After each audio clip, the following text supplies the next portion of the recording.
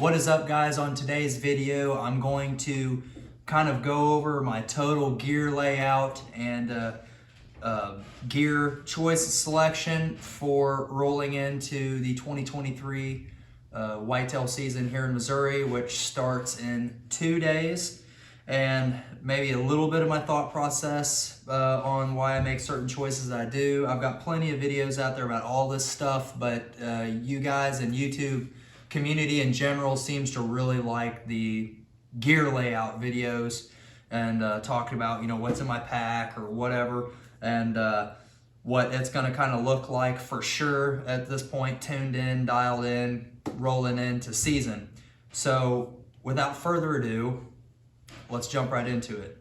Okay, so there's one thing you guys probably aren't going to see here is camera equipment, tripod, stuff like that.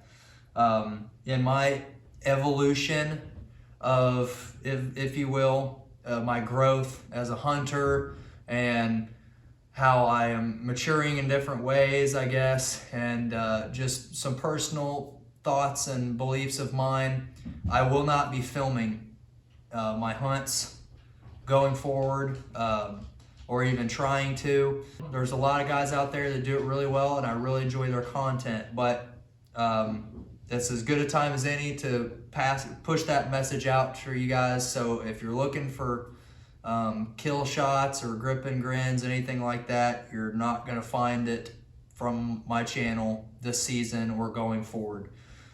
Reason for that being very simple.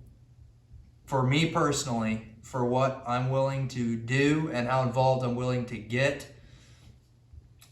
I do not feel capable of portraying a hunt and a harvest in a way that is respectful towards the animal and tasteful, if you will. I'm not capable of doing that in a way that's going to suit me. So as far as a personal choice, I'm just deciding not to do it at all. So, you know, chastise me in the comments if you will, but that's where I'm at, and no, you know, shots being taken at any of the guys out there that do it, but for me, it's personal choice. Just not going to do it. And I hunt for meat. I hunt to feed my family, and that is my sole anchoring. You know, one of my anchoring pivotal means of solitude, decompression, and escape from the world. So I don't want to pollute that with a camera. Let's just start with the bow. You guys have already seen my bow. I've already talked about this multiple times. I'm going to be hunting this season with my 60-inch Wild Horse Creek bows, Wisp, 50 style recurve, pulling 47 pounds at 30 inches. So just a little bit under that. I'm pulling right about 29. So, you know, right about that 45-ish pound mark. Arrows, I just went over my hunting arrow setup in a video the other day, so I won't go into detail there. Only running a 4-arrow quiver just to save some weight, and I've not found a reason yet that I needed more than 4 arrows, but I wouldn't probably want to carry any less than 4 either. Ron from Standing Wolf Archery, great dude, and he's sent me a while back this beaver fur tab, and I think he's sending me another one to try out as well, but I'm doing that. Woolly Whisper silencers, D97 string, reliable setup. Moving right into that, let's just go with my belt pouch. I've done multiple videos on this as well. I'm not going to go into it in great detail, but if you guys want to, you know, go back and find one of those videos, Woodsman's belt pouch videos, or the all you need deer hunt, you know, videos, talks about just the minimalist amount of gear that's in here. Cutting tools. I'm going to probably either be just using my Old Faithful Mora Companion neck knife, or throwing it in my pack, whatever suits my fancy. Swedish steel, super sharp, nothing wrong with that. Or the Stroop knives, general purpose too. Just the blade profile just suits itself and lends itself very good to skinning and field dressing. So good chance I'm gonna still end up using this for game. Something I want to experiment this year. I may go back and forth with it, but I've thrown around the idea of carrying a hatchet.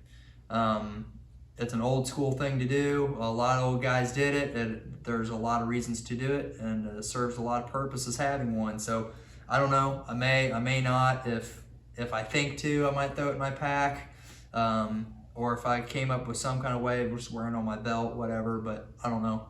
We'll see. It's just an idea, and I think it could potentially lend itself to being pretty useful. So optics. I'm using my Old Faithful Vortex 10x50s that I've used for several seasons now, about 5, 6 years, something like that.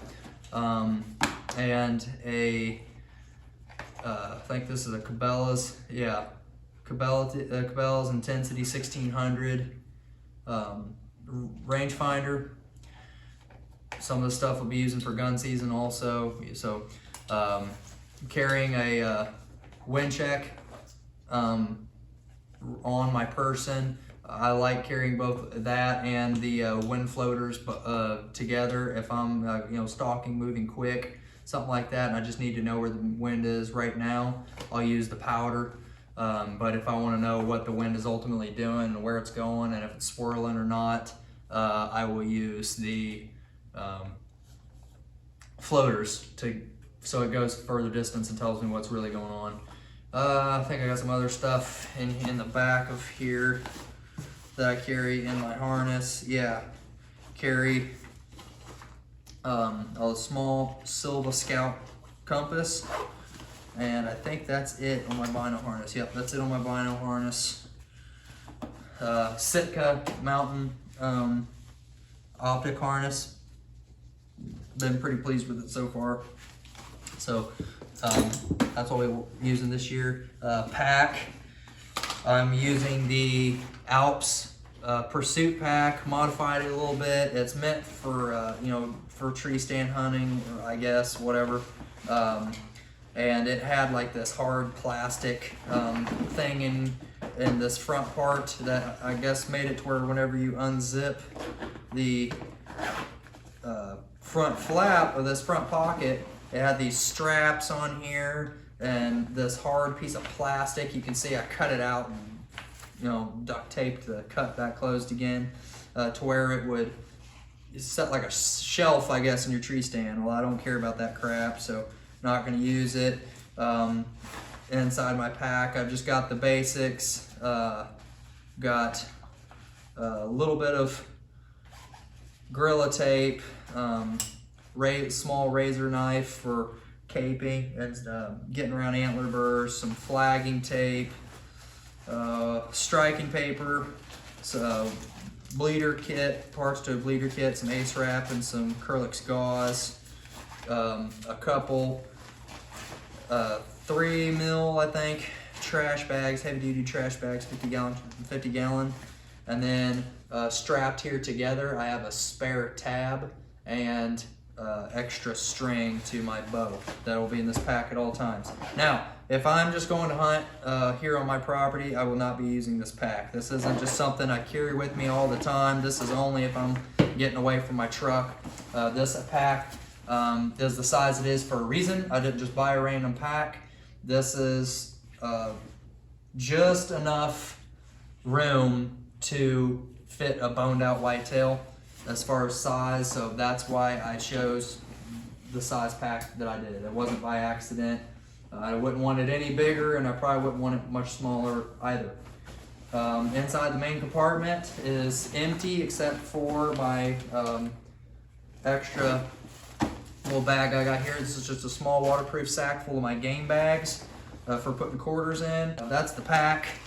And then cannot live or function without a headlamp. Super important, super necessary. Let's move on real quick to apparel, and I'm gonna wrap up this video. Keen Target 3 mids all season.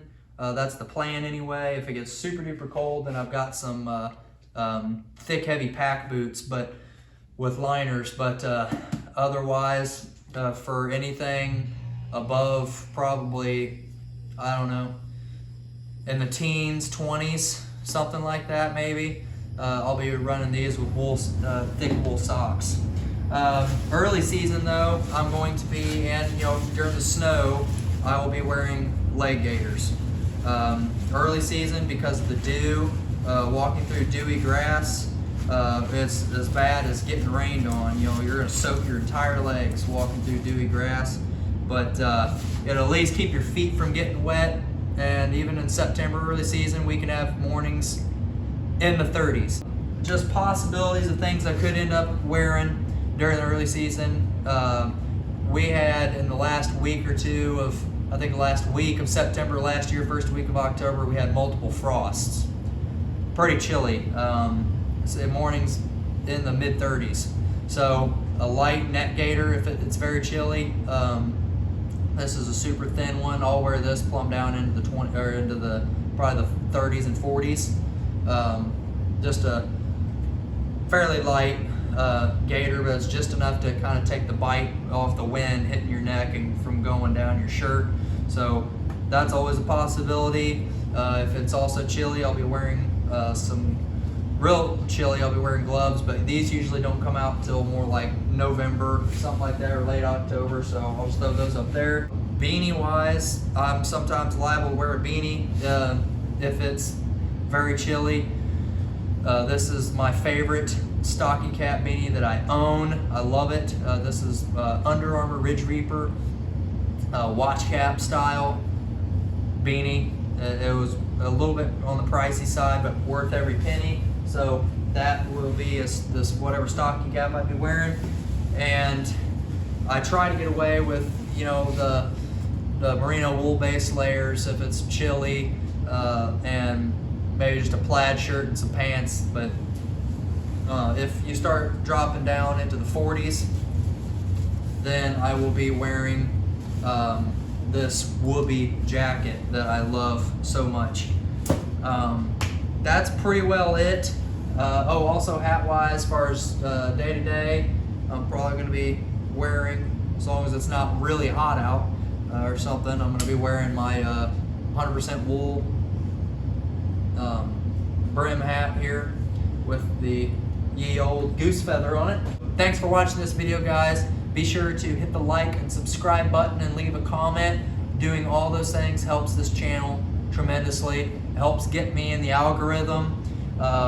If you don't like, and if you're watching this and you haven't subscribed, it really kills the growth of this channel.